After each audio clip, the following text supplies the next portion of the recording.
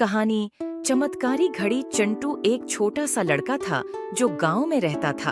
एक दिन उसने अपने दादाजी से एक पुरानी घड़ी तोहफे में पाई। इस घड़ी की घंटी बहुत खूबसूरत थी और जब भी बजती थी चिंटू का दिल खुश हो जाता था। मगर इस घड़ी में कुछ अलग था, कुछ चमत्कारी।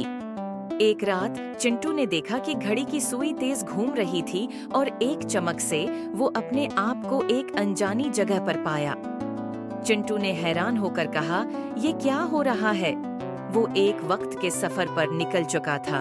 हर मिनट के साथ वो नए वक्त और नई जगह पर पहुंचता। क्या ये वाकई हो रहा था या सिर्फ ख्वाब? चिंटू ने अपने आप को कदीम हिंदुस्तान में पाया, जहां वो एक राजा से मिला जो अपने राज्य को बचाने के लिए मदद मांग रहा था।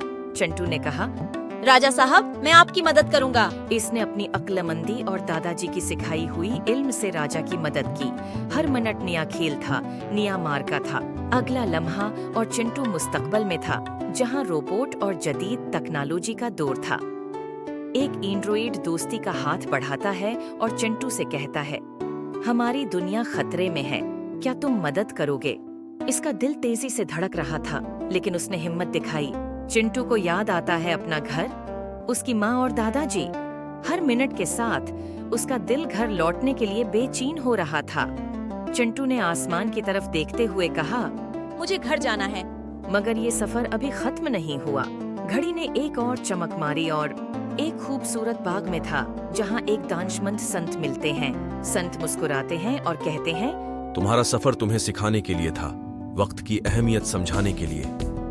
अब तुम अपने घर लौट सकते हो। एक चमक और चिंटू वापस अपने कमरे में था।